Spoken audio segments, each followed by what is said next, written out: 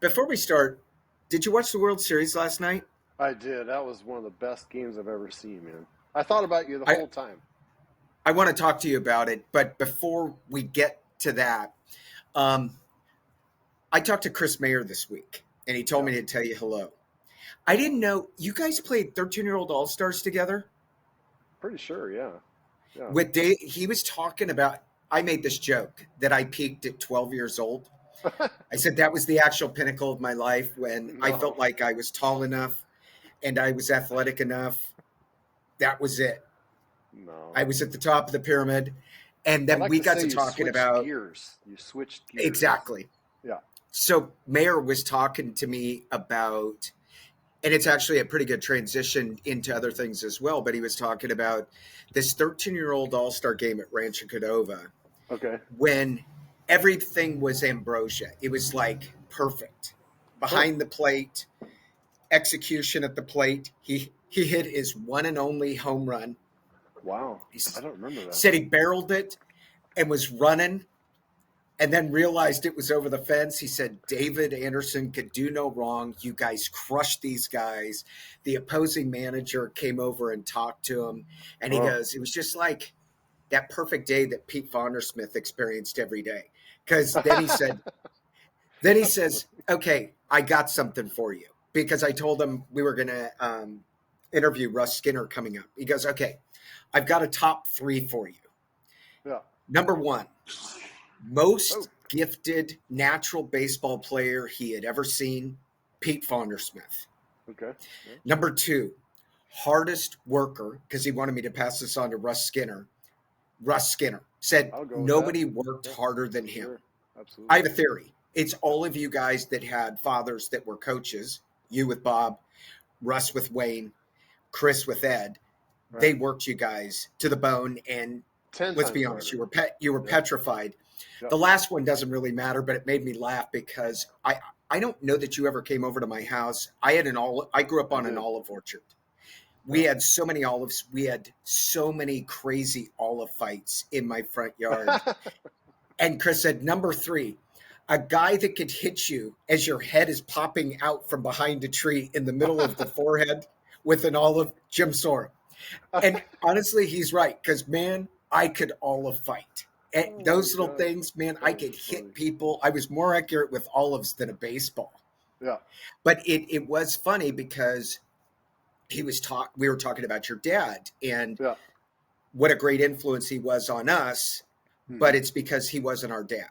He Yeah. spoke There to was us two differently than he Bobs. spoke to you. Definitely. Yep. No different than Ed, the way he spoke to me, even though he rode me, you know.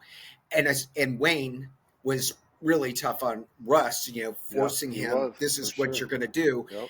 And he was kind of that way with me, but just a different level. So Chris and I had a pretty good laugh, and he wanted me to pass that on, that you guys shared the pinnacle of his baseball life was at Rancho Cordova. He just said that he could not have possibly played a better game.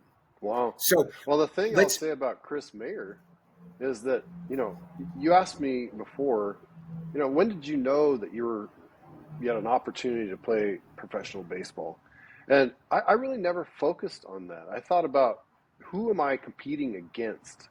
And Chris Mayer was right at the top. I mean, that guy was amazing. Balls in the and he was dirt, so tough. balls in the He was dirt. in, he played catcher and he feared nothing.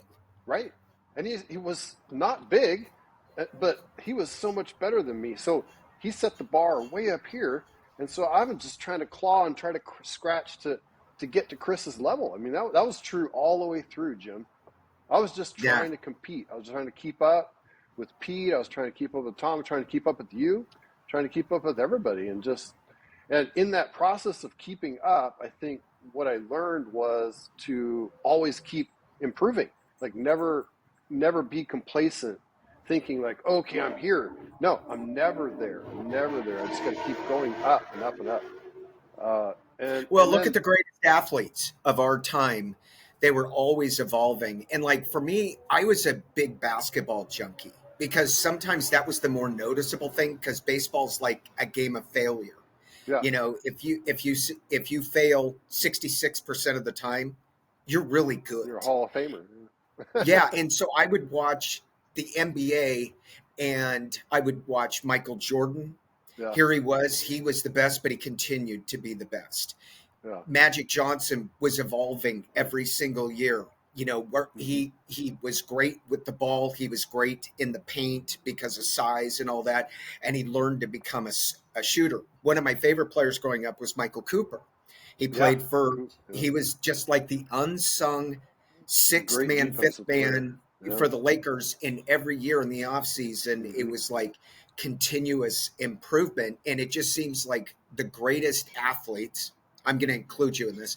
That you realize no, but you realize you have to continue to get better. I think It's that's ultimately necessary. what held me back Absolutely. in golf Yeah. was I didn't have that burning desire to Mm-hmm. get better. You know, Oh, okay. I loved chipping the golf ball. I loved hitting it super far. I Yeah. hated the in between. I hated hitting iron shots, all that stuff. I just never had the desire to go work on that stuff. And so, like, for you to continue to improve with all of it, I thought about you last night watching the World Series because last night was a true roster game where Oh, absolutely. everybody That was a Bob Bates game right there. it, Absolutely. it, 100%. everybody on the roster Yeah. stepped up, All and hands on deck. especially Absolutely. Dave Roberts. Yeah. You know, I kind of Some good questioned moves. along the way some of the things he was doing, but then when he went to Pajes, Mm-hmm. and because he knew Edmund's ankle was a little banged up, they knew they had to keep the ball in front of him. They knew they needed the strongest arm they had in center Mm-hmm. field. He brings Pajes in, and then he crashes in to Kike out into left. And I was watching it with Lori, and I go, you know, I wouldn't be surprised if he doesn't just step up and come through. If it given the opportunity, he didn't. He rolled over, hit a weak shot back up the middle, got a force out. But nonetheless, all the levers and everybody contributed. It was Yeah. awesome. How did you see it? You know, from your I was just perspective. digging deep. I mean, as Will Smith said at the end, it's just about fighting and fighting and fighting. And you know, I think the Blue Jays proved that their talent was equal. You know, I think they Oh, proved that they're right there with the Dodgers, and it's just a matter of like, and this goes back to when we were in Little League. You know, it's about fighting. Like, you know, when we got down to the Yankees in that final game, we could have just folded up our tent and said, you know, okay, that's it. But we didn't. We all fought together. We were a team. You know, we fought. and all the prep led us to not being afraid of the situation, because I think ultimately that might have been the difference last night is the Dodgers have been there up to that Yeah. point. Look, I love the Dodgers. They were outcoached, they were out executed. Mm-hmm. Their fundamentals, their plate approach was superior. You saw how on top they were of the baseball. Everybody was on top or sacrificing themselves with two strikes. Mm-hmm. And the Dodgers kind of have the opposite approach. They're looking for the one swing run. It paid off last night with 3 home runs, but let's face it, the Muncy pitch was a hanger. There's a possibility that one of us could have hit that pitch out. I don't even understand how bad the pitch was. I got the Rojas thing. It's 3-2. He's not going to throw him a fastball because he's probably thinking Rojas is looking dead red, and he hangs it in the zone. Yeah. But the funniest one was Will Smith. I don't know if you noticed, Bieber threw 2 short arm. To me, they were short arm curves outside, like he was afraid. And I looked at Lori at that moment. I go, okay, I don't think he's coming dead red. I think he's gonna come in with a curveball. I hope he hangs it, and let's hope that Smith is lucky enough to hit it. He hangs it. Smith executes. Boom. Boom. The second he hit it, I go, oh shoot. I look at Lori and I go, okay, I got to get ready to run naked behind a towel because I think we're winning tonight. Well, how did you see it with yeah. what I just said? So, how did you see that game? Because it was like a game of a lifetime, you know. And it was all about being ready in the moment. Like in the Muncy at bat, you have to go back to Ohtani. So who was it that was pitching? At that point, was that Varland? No, it was the guy, the young guy, 22-year-old, right? Oh yeah, yeah. Right. So he blows up Otani's bat, Oh yeah, right? he So broke his bat. That was a that, wicked pitch, late but he blew movement, it and up like it splintered it. was in splinters, right? So as a pitcher, you're thinking, I'm on my slider or whatever. I think he threw a slider in that pitch Yeah, he is did. nasty, right? So I'm going to try again, and he went back to the well one more time and hung it, and Muncy was like, okay, boom. The at bat where the second baseman Rojas hit the home run is what we used to call laying in the tall weeds. If you remember the prior pitches to that, he didn't look good. No, He was barely hanging on. And good hitters will do that. They'll show the pitcher, I'm barely hanging on, to give them a little extra confidence that they can, I'm just going to throw this slider right there and it's going to break. And oh, wait, no, this slider didn't break and it's out of here. Uh, it's just interesting how and these are things I learned along the way, is that hitters will try to bait you into thinking that you've got them schooled, and then boom, you do not have them schooled, and you did you just learn from? Did you learn from that? Like, as you're going up the ranks, did you get baited into a few things? absolutely over and over, And then you especially learned by from it and said, okay, don't get complacent. Like if you see somebody, yeah you're burning the outside edge, they're hanging over and they're trying to lure you yeah into like, yeah I'm hanging over, and oh then they yeah pull back yeah. and you go inside and they just turn. Well, and like I told you last time we spoke, the one about the two All-Americans that went yard off of me, the second guy farther than the first, they both did that to me. I was a freshman, they were both seniors, and they both did that on the prior pitch. And then I got overconfident, and then yak! I mean, it was so fast. And so I learned, and so all these years later, I still remember it like it was yesterday, because it was one of those lessons that I learned. Like you can't relax even a little bit at that talent level. The talent is so great that you can't even relax a tiny amount. Uh, when we used to get 0-2 on guys, the center fielder would yell out 0-2, oh crap, because when you get 0-2, you're thinking I got him, and you relax just the tiniest amount, and so you don't have nearly the action on your pitch. It's not late. It's not unpredictable. It's flatter. It's a little bit flatter, and then boom, it's out of the yard. So yeah, I mean, I it happened many times to me. That's what I think I see in Yamamoto. I mean, obviously, as an Arsenal, obviously he'll throw six pitches in any count, any out, any base running position. Yeah. He's totally fearless, but it seems like he's 100% committed every time he throws it. I have never So seen he's anything like it. actually doing the opposite. I see Yamamoto, who's a giant killer. Of course, I'm always watching the Giants because that's the team we watch. He is the opposite. He's a pitcher who's baiting the hitter into thinking something, and then boom. So the thing that Yamamoto does the best, in my opinion, is he recognizes the flow and he goes. It's like syncopation. That term for music when they go off the beat. He goes off. If he recognizes the guy is on something, he goes off that something on the very next pitch. It's uncanny how good he is at that. And plus, he's got great stuff. I mean, he's throwing almost 100 miles an hour. He's got a splitter at 92. He's got a slider at 92. I mean, so you have this unworldly stuff, and he understands pitching to that degree. I mean, it's lights out. Lights out. The amount of people that he freezes with the fastball, it absolutely shocks me, because at that level, you're thinking that guys are thinking dead red, got to be on top of it. But more often than not, it seems like they're looking for the splitter or something. And then all of a sudden he'll buzz them 97 up and in, right. Perfect pitch, and they just have given up. Well, and that's exactly what I'm talking about there. They're looking for something other than what he gives them. I don't know. Yeah. It's amazing. His ability to do that is truly amazing. I can see why he's been so highly touted for years until he got to the big leagues, and I guess he just was otherworldly in Japan, right, for many years. Now, is it me because you're truly a fundamental person, Are there fundamentals a little bit different between Sasaki and Yamamoto? Because it seems like how contorted they are in Hmm. their windup and everything. It just seems like you have to have such incredible core strength because, you look at Scherzer, he's absolutely fundamentals 101, the way all of us were taught to pitch.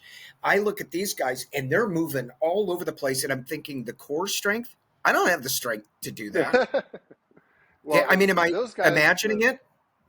it looks like the Japanese like to use what they call levers. They use different, um, like Tim Lincecum's dad worked at Boeing, and he created a motion for him that does similar things to what the Japanese seem to try to do with their motions. There is a point in the motion, though, after all this and that, and you do a cartwheel and somersault, and then you get to a certain point, and every single guy is in the exact same power position. And it's also true of the Japanese guys. And Yamamoto is a great example of that. When he gets in the power position, it is classic. I Yeah. mean, same thing with Sasaki. When he gets in the power position, it's classic. Same thing with Kershaw. He's got a very unconventional motion. When he gets in that spot where he's coming down the hill, he's in the exact classic spot that he needs to be. Yeah. The thing that I like about the World Series is you're seeing every single pitch really matter. And so as a Mm-hmm. result, you're seeing the mental strength, all the practice, everything that got him to that point being precise. Even when Snell came out and, he got booed because he didn't like the mound because of his Classic stride Snell. position, Classic. and I think about all that. And then again, I go back to you and I go back to all the experience that you had from, being raised by Bob, him teaching you everything in life matters, which is a life lesson. Then Yeah. all the progressive training that you had, the mentors you had, and all of that. And I all I could think about is what is it like to get to that level? And what I really thought about was you giving up those 2 home runs, Ben McDonald, and then I remember you telling me about striking out Eric Karros 3 times, which Yeah. is near and dear to my heart. That was. He's a conundrum to me because I liked Karros because he was a Dodger. He was too much of a pretty boy for me. He didn't have like that killer thing to me. And I was thinking about how do you get to that level in all the progression of life, how to get you to that point. Because that's what the World Series shows me is Yeah. those moments. Well, exactly, and the talent is the same, and that's what I'm trying to say is just the difference maker is what guy blinks first, what guy gives up, what guy lets the pressure of the moment overtake him.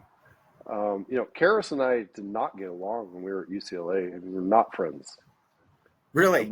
We've since buried the hatchet, and I guess we're friends at this point. But when we were at UCLA, it was kind of like when two people are the same, they don't get along, you know, you're too similar, right?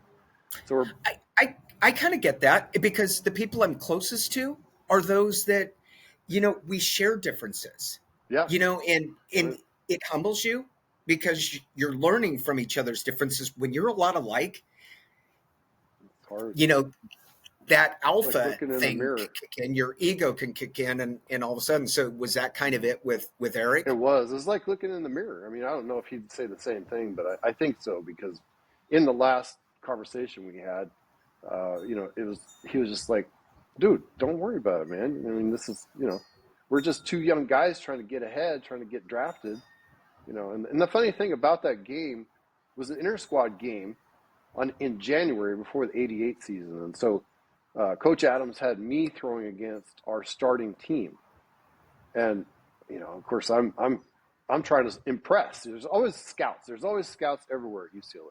Just always Was that a playing big thing? I mean, I didn't even think about that. So you probably have a bunch of major league scouts at every all the game and, time. and even practices, right? Practice, absolutely, yeah, yeah. It's just I call it the mecca because it seems like everything kind of revolves around Jackie Robinson Stadium, and so Saturday morning we're playing against each other. It's like kind of like when you and I played for my dad. We're just beating each other up, so that the opposition is no big deal when you finally get to the point where you're playing the other team. Well, I hadn't realized that I was just trying to get outs, like I described playing in the Superdome. I was just trying to get people out. So I was not focused on who was hitting, who wasn't hitting, what's the lineup. I was just getting the sign and saying yay or nay and just going for it, right? So somewhere around, I guess it must have been about the 6th or 7th inning, I struck Karros out, on a changeup.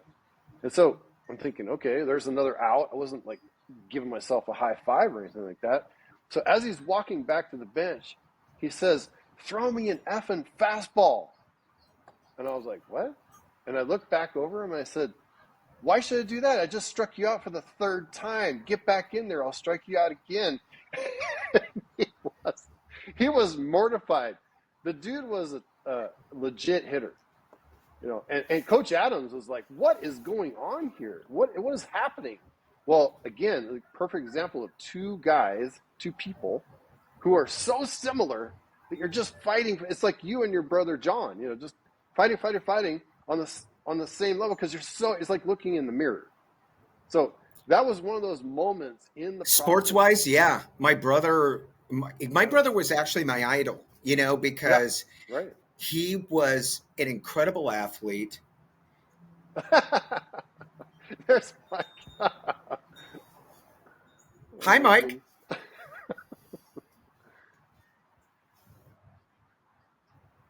Oh, he's gone. It's like Gremlin. Do you think that was a ghost? I think so, yeah. So, because of all that you went through, let's say, growing up in the house that you did, with Bob and Marty, all the life experience at this competitive level. When we talked last, I didn't know the complete story when your career ended and how it impacted you, and you had to reset. It sounds like just completely reset. Yep.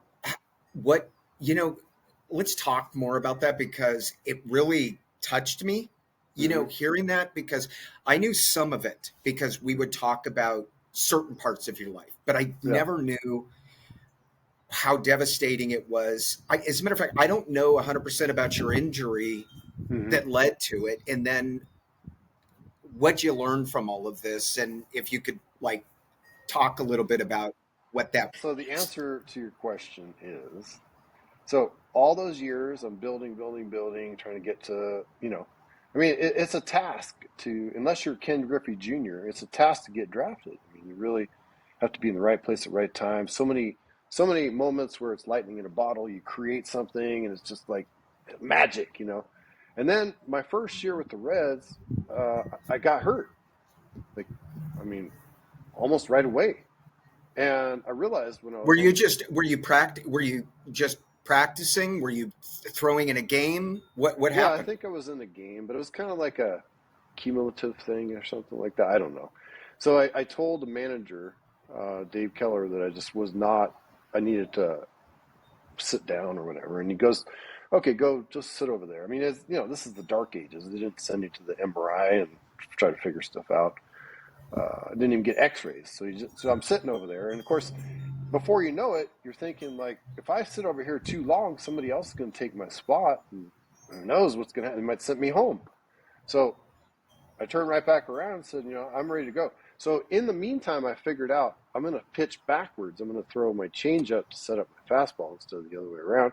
And all of a sudden, I started blowing up bats, and so I had a great season my first year with the Reds, and I led the team in all the categories of pitching that you can, and I was top 10 in the league, and there were some really great pitchers in that league, including Kiki Jones from the Dodgers, and then my second year I was in spring training, and it just all kind of fell apart. Like just kind of like one of those things where you're chasing this dream, and all of a sudden the dream starts to kind of move away from you, And then so I was in spring training, and it was kind of this drama, all this drama going on, and then at some point I got released, and so I went to spring training with the Indians and the Expos in '91. It just wasn't the same. I had been telling people there was some problems with my shoulder, and nobody was listening. So then all of a sudden, I'm out of baseball, just like that. I work all this time to get to the spot, and then It's like fall off the mountain. I was lost. I didn't know what to do. And that was like the one thing that kind of kept me together was this pursuit of trying to get to the major leagues, and it's such a huge thing that has to have so many people involved to get you to that spot that now all of a sudden I felt like I was letting people down, including myself, including my ex-wife, including, my dad. And, so just a lot of, you know, emotions that way to where I just went in the tank. I mean, I seriously was not, I talked to my ex-wife after Janet passed away. She and her sister reached out to me. It's amazing. I hadn't talked to either one of them for like 30 years. And then now we're friends again. And one of the things I told her, That's great. oh, it's amazing.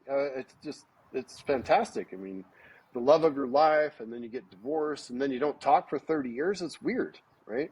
So then all of a sudden, we're back talking again. We're friends again, which is amazing. And I told her, she said at one point, she felt bad. I said, don't feel bad. I would have divorced me too. I was not in a good place in my head. I was a cantankerous old man at 23 years old. I mean, it just was one of those things where it just kind of, the wheels fell off the cart. Everything imploded. Can I ask you a question? Yeah. Because I sort of relate in a weird way. Do you think that you allowed baseball to become your definition of Eric Bates? Do you think it was that's my center? It was my Yeah. my balance. I didn't learn balance until later. I was so extreme. Like in sports, as you know, they let you be extreme. They Yeah. encourage you to be extreme. Oh yeah, you want to do that? Okay, do that, and I'll tell you when to stop. Right? And do it to whatever degree that you can. Do it as much as you can, as fast as you can. And then you're waiting for somebody to tell you to stop. And, now you're in charge of your own life and nobody's telling you to stop. And so you just keep going. So I lost my marriage. I lost my best friend. My parents got divorced. My dog died. Everything's just. You could have written a country song. And I don't mean to make light of it. It's kind of the way I deflect because I'm thinking about it right now and how much I care about you, and I can only imagine the way you feel. And the weird part is we get older, we're now approaching 60. And the conundrum is, do you want to go back, or do you appreciate where you are because of your life experiences have actually helped you with priorities? Because now I see you as a single father, and the greatest gift given to you is raising a daughter. And I can't even imagine. It's probably, you look back at this baseball thing and again, I'm sorry, you think about how that was your centering, you lose that, but then, not to bring up a bad subject, you lose Janet and you realize how little that baseball thing probably really means. Yeah, and it was still a life lesson. Right. And as you and I have talked about at length, it's like all these things in a domino effect get you to this point. If all that stuff didn't happen, do I meet Janet? I don't know. I mean, maybe not. Probably not. So it is what it is. The old. And let's face it, that's, despite loss, it's the best thing that ever happened, because I don't know if you remember this, and if you don't want to talk about it, I'm totally good with it. I'll talk about anything. I don't care. I remember when you called me the night you met Janet, because you weren't really even in a space. It wasn't really who you were, funny story about where you were. Could you talk about that? Because I'm telling you, my heart like exploded in happiness hearing you, because you're so mellow to me a lot of times, because you will we'll have the most incredible laughs, but your happiness that night when you called me was such a special moment, because again, these are the things that matter in life. Do you want to revisit that? Because it was pretty cool. Yeah. Okay. So it was a Saturday, March 31st, 2012. It was a Saturday, a very rainy, like super torrential rains on that day. And I was supposed to meet a friend of mine. His name's Ron. I've told you this story before, but for the viewers. Yeah, but I love it. Because this is what this show is I Right, want exactly. people to Yeah, remember the yeah, yeah, joys. yeah. So it's a stormy day and it's so much rain. I mean, I'm thinking like, do I really want to do this? Drive around in this rain. I'm going to go over to BJ's in Roseville and just hang out with this guy. Loves to talk about himself. Do you know anything about that, Jim? So I was almost going to bail on him.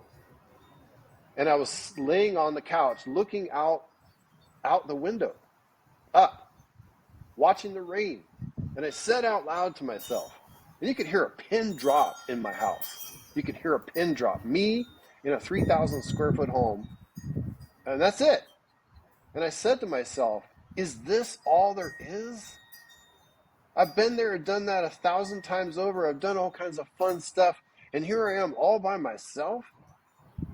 What? This is crazy.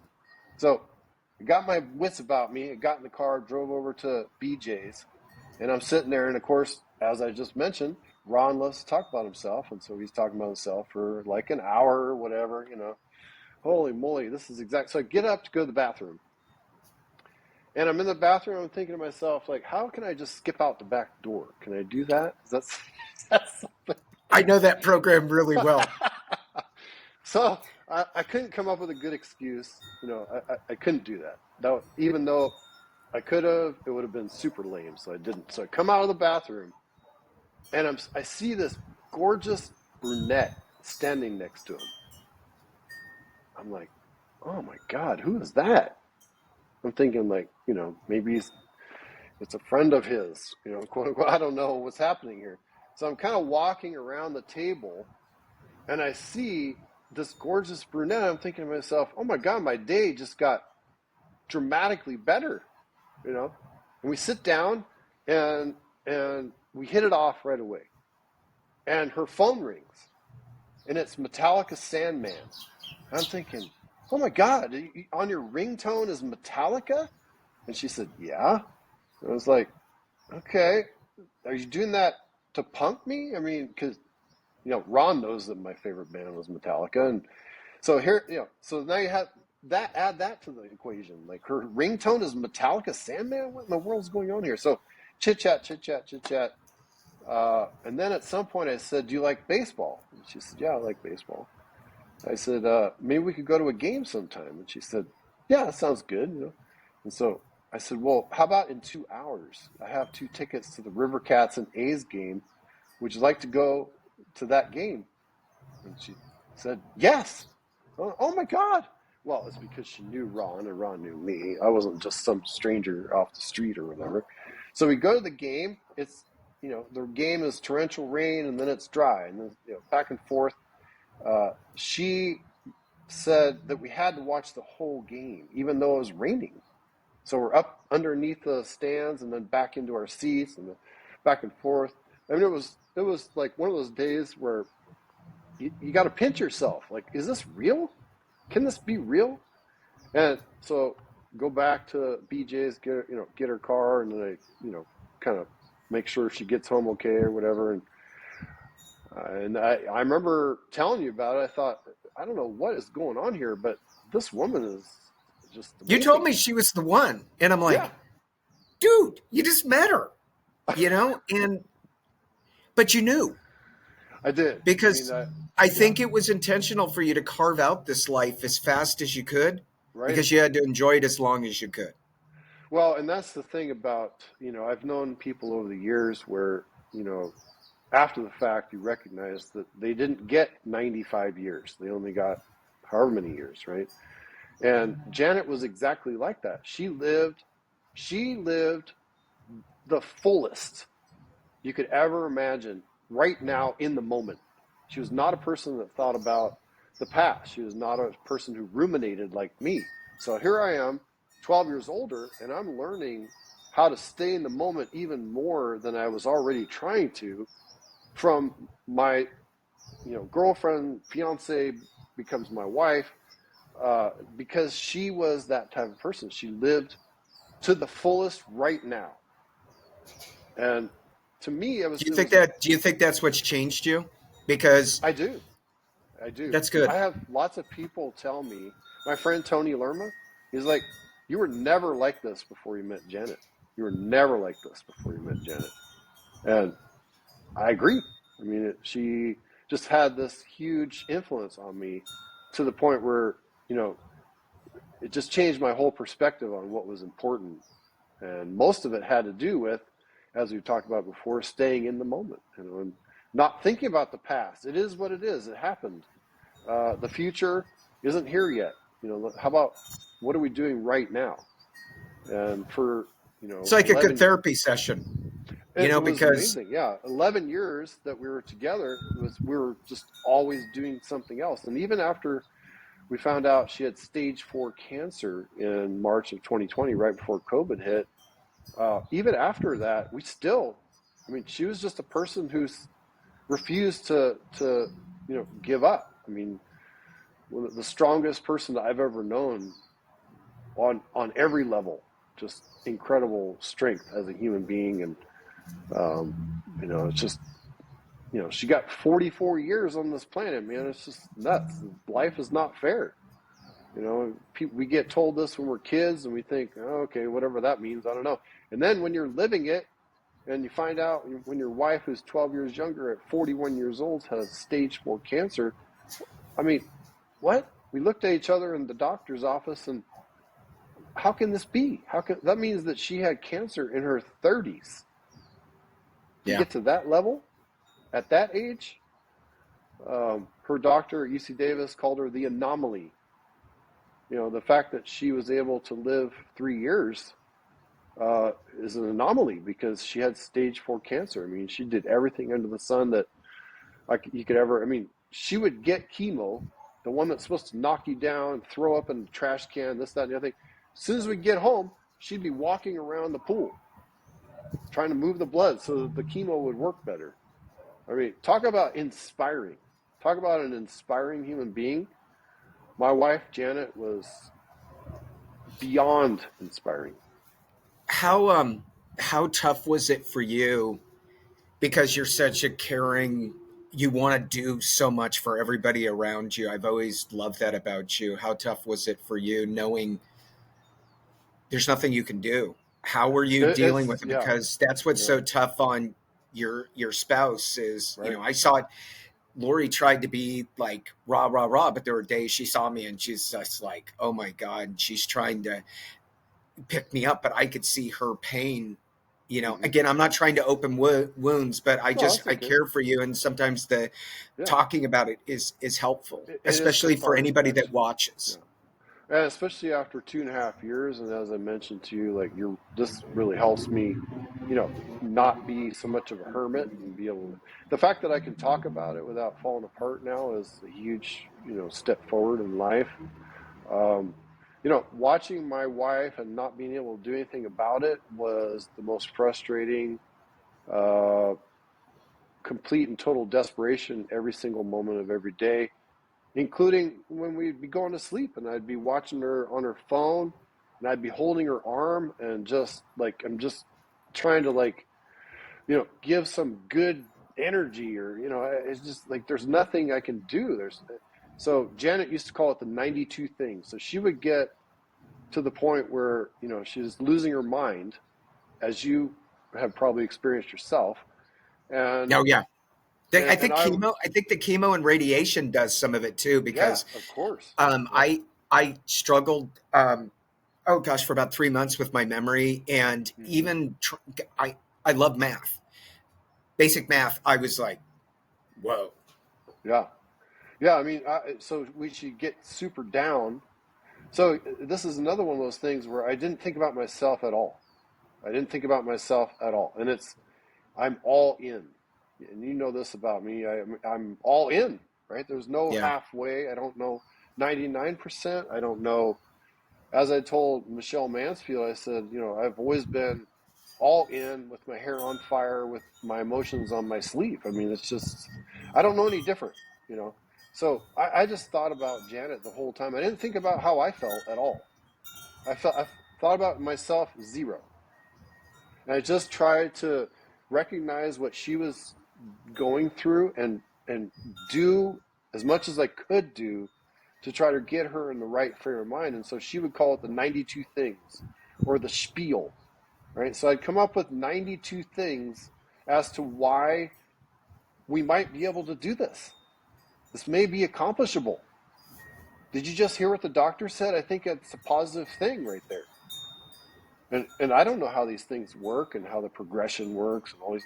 All I can do is what I hear, and so it's the difference between being hopeless and being hopeful. And as you know, Jim, it's a fine line, right?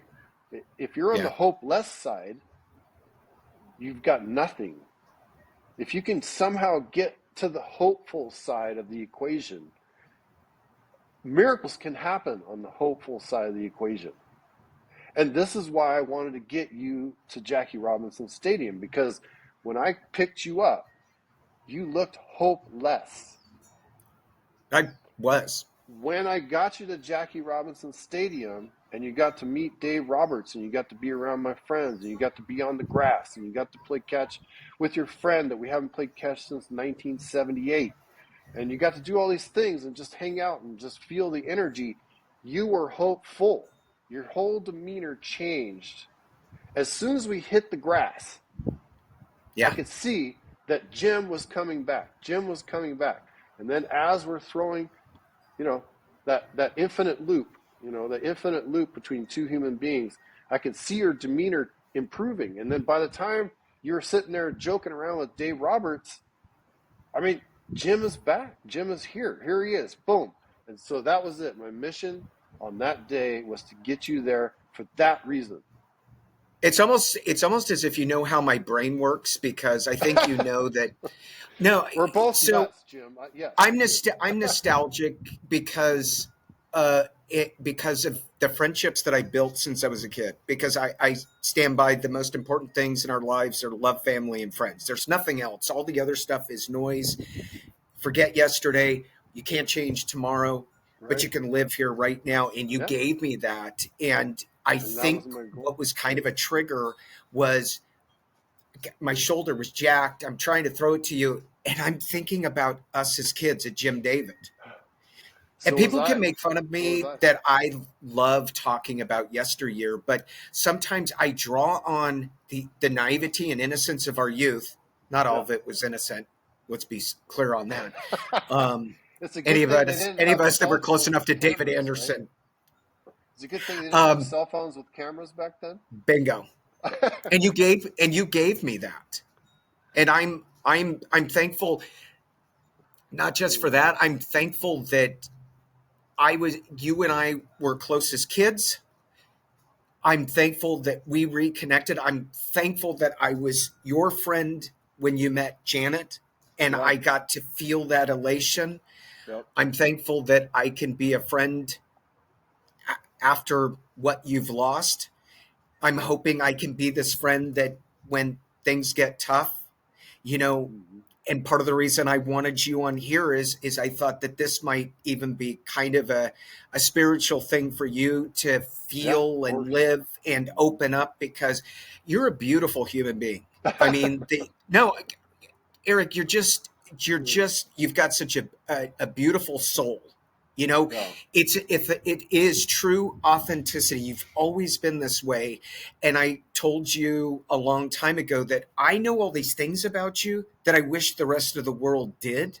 And I'm Yeah. glad and I'm hoping you can continue, because you told me you called Montero and talked to him after all I these did. years. And 30 minutes. I'm Yeah. glad we can share all of this. Yeah. And you know, And you asked me about Janet. How did it feel? So as hopeless as that ultimately played out, when you told me your situation, it was another opportunity. I got another opportunity to jump in the fray and make a difference. Maybe, possibly, right? Seeing you now, the look on your face now, I was a part of that. I was a small part, large part. I don't know what it was, but a I feel good sized some. part, because you kicked my Yeah, ass and got me moving. and that was my goal. I wanted to get you out of there. I was glad to meet Lori. I was glad to meet your dogs. We got to get to the field so that we can recapture what you just referenced about playing Little League Baseball and, the years way back when or what have you. There's a lot of magic, in my opinion. There's a lot of magic that we had way back when that we could still tap now when we have to. And it's up to us as friends to recognize when the other one needs this magic. And that was my goal. As much as it sounds weird, but it feels like a failure. I failed to save my wife. I failed. I could still jump in the fray with Jim, my lifelong dear friend, and use the same things I learned from the process with Janet, use them on you. And the one thing that I knew you would agree with was the magic on a baseball field, especially Jackie Robinson Stadium. It's like a putting green, right? Yeah. My friend Manny Adams It's utopia. Did the grass, and the grass is like, just, oh my gosh. So if I could get him down on the field, if I could get him to the game, okay, so I drag your butt out of your house, get you on 405 back up to UCLA. We get out, and they let me through or whatever, and your family, right? Or Yes. My family. And so they let you park there in the parking lot, which is another cool thing, right? It's one of these kind of nuances that you don't really think about. But hey, you're one of the guys right from the get-go. As soon as you park your car, you're one of the group. So we walk up the steps, walk up the path to Jackie Robinson. We get in the dugout, get my stuff on. We go out to the left field line. It's just like when we were kids. It was exactly the same process and routine that we had when we were playing Little League Baseball. And I could see, tell me if I'm wrong, but I could see on your face, you went from what I interpreted as hopeless to giddy. Like you were just giddy. And that's why I wanted to take that picture with you after we played catch, because I could see the difference. And you're still kind of in that picture. You still look like you're struggling, but you still have a little glimmer in your eye of, man, this is a special deal. This is fun, right? So one of the things I learned through the process with Janet was that the doctors truly believe that in the state of mind, the mental state of mind is a huge impact on whether the treatments work or not. This was my goal. I called you on the way down to this thing. I purposely got a hotel in Orange County so you couldn't tell me no. I don't think I would have told you no, but I am notorious for being called Houdini and sneaking away. Here I am, Jim. How do you like me now? They're like, okay, I guess we'll go. I'm following you. I'm watching you in my rearview mirror. Like, okay, he hasn't turned off yet. He's still going. He's still going. Get there. Yeah, it's just we're here for each other. And you just hit it right on the head. We can recognize when the other person needs something. A lot of us won't ask.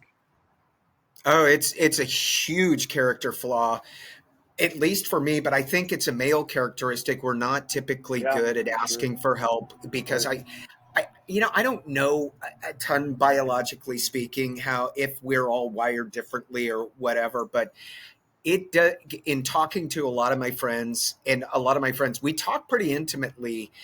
We all seem to struggle with, we want to be the caretaker. Yeah. And when we need to be cared for, or we need to learn something, or we need to actually read the instructions all the way through to fix something, we're not always really good at it. Yeah. That's the whole sort of pride thing where somehow we can check the ego at the door type of thing. It really helps in the process of human connection, I believe. Well, even take that day. Yeah. Think about this, the egos that are on the field. Because to get to that level, you're the best of the best. Right. Just to play at UCLA. Forget the guys that made it all the way through like yourself. Exactly. And yet, it's kind of like why Mike and I decided we needed to do something like this, is we want to bring people together and help them feel positivity and love when there are times that you don't feel that way.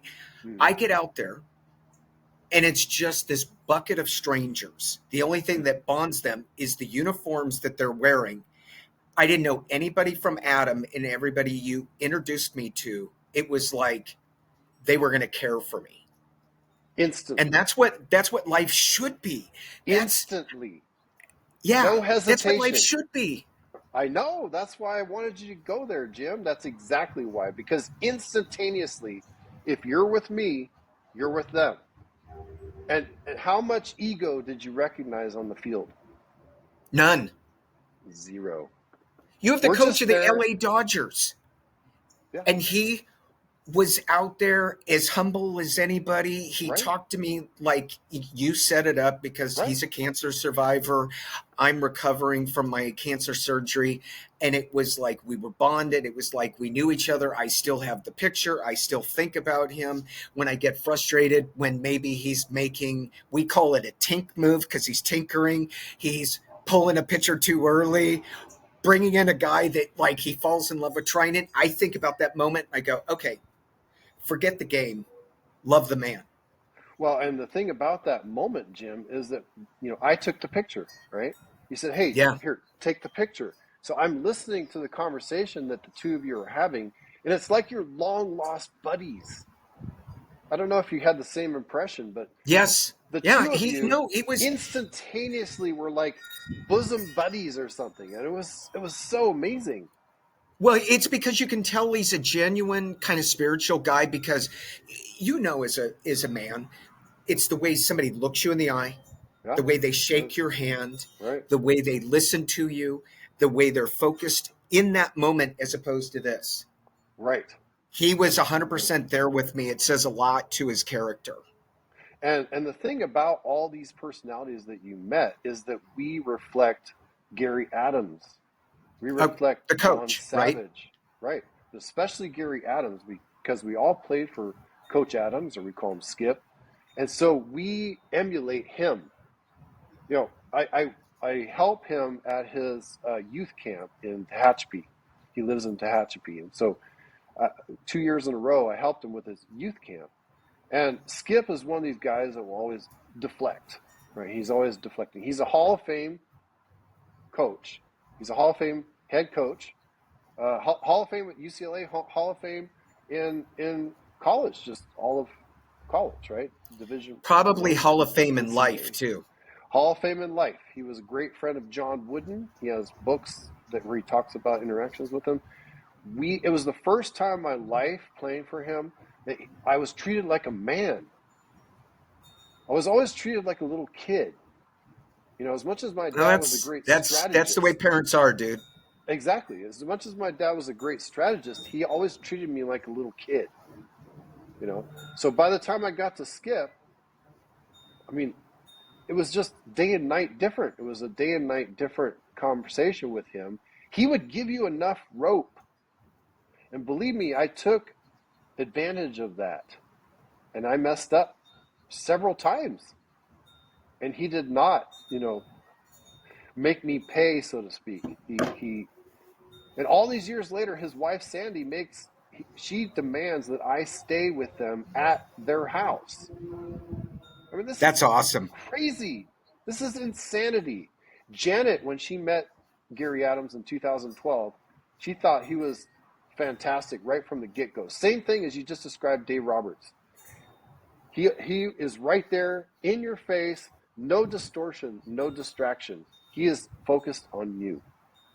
So we all learned how to be good baseball players and good lifers, people that just having a good life from Coach Adams.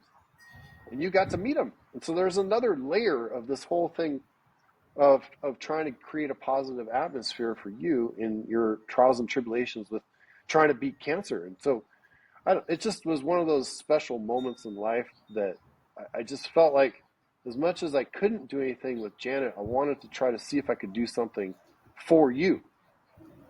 And hopefully, I feel like it was something that helped. Only you know that. I don't know that. But just by the demeanor on your face, you look more like you by far now than you did, of course, at that time, because you're wondering how this is going to go. I think it's a myriad of things for me.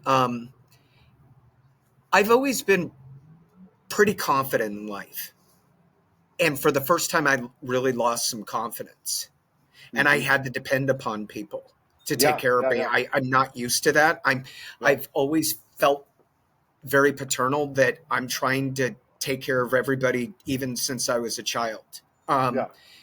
And the cancer was tough, but it was the treatment that was tougher. Mm-hmm. And I hit some rock bottoms. And Yeah, people like you, there's a long list of people that reached out to me that I hadn't spoken to that helped me. And when you have people that love you and care for you, yeah. sometimes that's the best recipe in life, is just knowing people have your back. And certainly you expect your spouse to, okay? And Lori, on a scale from 10 of 10, she was a 20.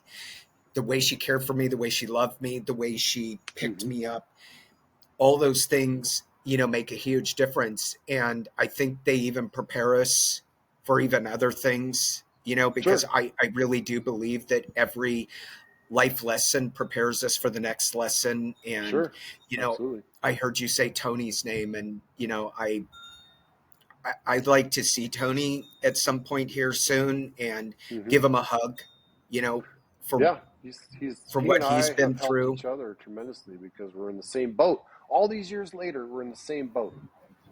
It's crazy, Yeah, crazy. yeah. And I remember being at the passing of your father, and you know, parents are an interesting thing because sometimes they're the people we take the most out on because they took it out on us as kids. And you know as kids, they can do no wrong, and then you get to a level they can do no right, and then you get to another stage of life where you've really fucked up and you realize that they really knew some stuff that you didn't think they know. Yeah, And it's funny, a lot of people will ask me why I love the Dodgers so much. Look, I have a Dodger flag flying around, I'm wearing this. it, sure, it's a reminder of childhood and all that, but my love of Dodgers is my family, because yeah. my father and my Absolutely. mother were both friends or fans from the 50s. As a matter of fact, my mother was such a devout fan that she kicked Kevin Joyce out of my house because he was cheering for the Mets. Um, I would be devoid if I didn't mention my mother right now. She's Mm. not doing particularly well. Oh And man. the Dodgers winning the World Series, I felt like maybe was even for her, Yeah, because sure. She's she a sweet loves them. lady. I mean, Yeah, your mom's just super sweet loves lady. them. And it's different because my mom has more anxiety around the Dodgers. Please don't lose. And then there's my dad, that he's so competitive that they have to win and all of that. And I got that from them, Yeah, and that's why, I think what initially bonded us was your father, yeah. because he was prepping us. And then what really bonded us was my admiration for you as being Eric Oh, Bates. You're just a great you've guy. always been my idol, man. When I was 10, you were 11. When I was 11, you were 12. I was like, man, if I could be half of Jim Sorum, I would be pretty cool. Honest to God.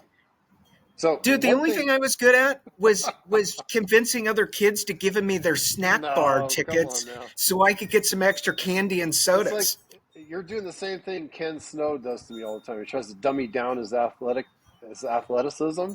And I tell Ken, I was there, man. You can sell that to somebody else. I know that you're one of the best athletes I've ever been around.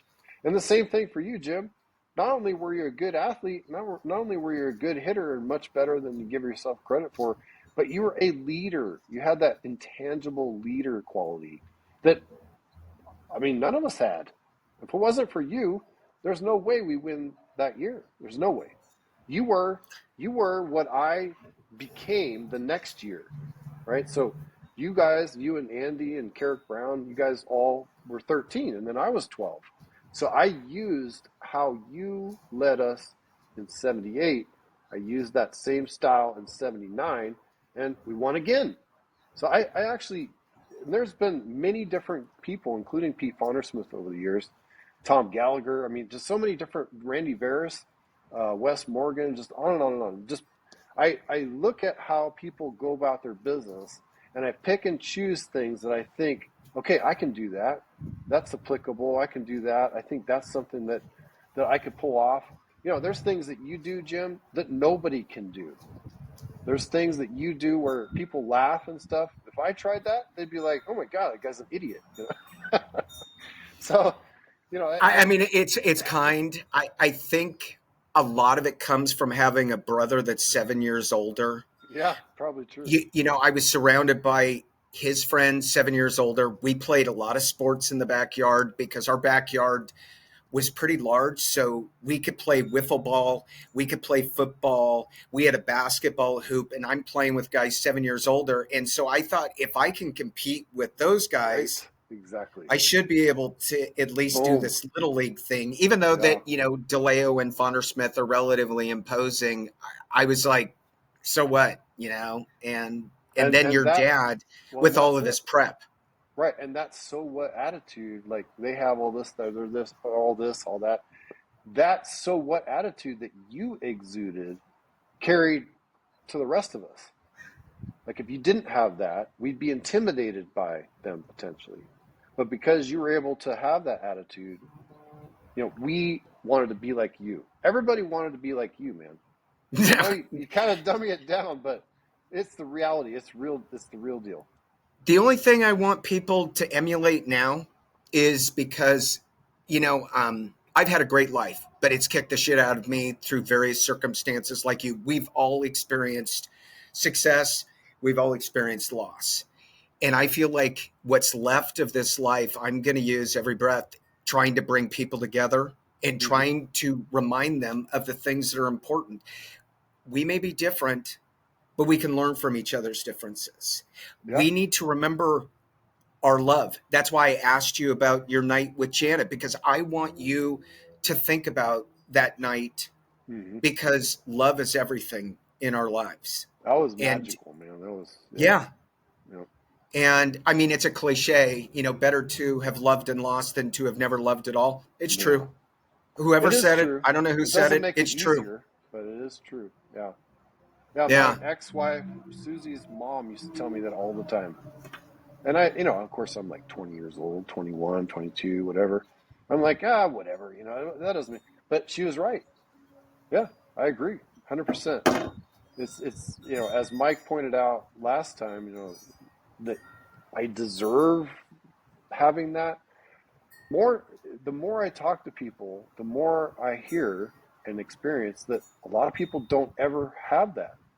They don't ever have that kind of special love, you know. I, it's amazing. I mean, I guess in that regard, I feel very fortunate because as much as I only got 11 years with Janet, I got 11 years with Janet. I have Gabby, Yeah. So, it's the half full versus half empty. I mean, you could sit there and lament on what we don't have all day long, but there's so many things that we do have. And one of the things you pointed out in 2008, 2009 was, and I kind of fought it a little bit, was all the things that my dad, despite the message being a rough delivery, shall we say, all the things that he did were what created me to that point, right? Yep. And we fight it, and we fight it, and oh man, this, that, and we don't agree, but somehow it creates who we are. Sometimes, as Janet used to say, we learn what not to do, and It's the everything. moment. It's those moments, dude. It is those defined moments. And the best way to wrap this up is those little moments can change everything. And sometimes you don't even know what the moment is. And Mm-hmm. I'm hoping Mike is listening when I say this, because Mike and I have had those moments that are great reflections of past, moving forward, how to be happy. Mm-hmm. You really made a difference even in Mike's life, having a quick conversation with him, Hmm. trying to figure out what are we going to do with the show. You never know what that little conversation can do for somebody on a given day. And that's what I think we've always done for each other. I Mm-hmm. think that's what this moment is right here. And I hope the people that watch this, they're going to pull like long-term friendship, being there for one another, not forgetting what's important, Mm-hmm. and continuing to learn and improve every day. And I love learning from you, Eric. You may say I was your idol. Sorry, dude. You're my idol because of how authentic you are as a human being. Anybody who's lucky enough to be your friend, I hope they realize how lucky they are. You're Well, a and great I guy. keep going back to that day at Jackie Robinson Stadium, and part of that, a large part of that, was everything you've done for me. I mean, some of the messages I didn't want to hear, but you were doing it because you wanted to help. You know, there's a Truth. lot of Do you want certain. bullshit? Do you want bullshit that's not going to help you, or you want some truth that might? It's a fault. It's a fault of mine because I don't have a filter. You said it. I can get away with saying some things maybe the other person can't because people are just used to it. I have Yeah. always just tried to express myself, and sometimes it's a super loving thing, and sometimes it's like, hey, it might be time to get your head out of your ass and let's start living some life. I Eric, don't I know. love you. Love you too, Jim. It. You're the I best. hope something good comes out of this. I hope somebody watches Oh, this and feels really good about themselves and picks up the phone and shares some love today and because you shared a lot of love with me. yeah, and that's the thing I love about this show. I mean, I think that what you guys are doing is truly amazing. I keep saying the word amazing. It really is. As I told you the other day, this show gets me stoked about rejoining the human race after everything that happened Good. with my wife. You know, so it's you're doing for me as much as I'm doing for you. Mike's doing for me as much as I'm doing for Mike. I never had a conversation apparently ever in my life with him, and then we sit there and talk for 25 minutes before the last. That's awesome. That's what this Yeah, is. 100%, All man. right, dude. Okay, You make it an awesome Sunday. Mike sent you some instructions that are technical that I don't pay attention to because I'm not smart enough. all right.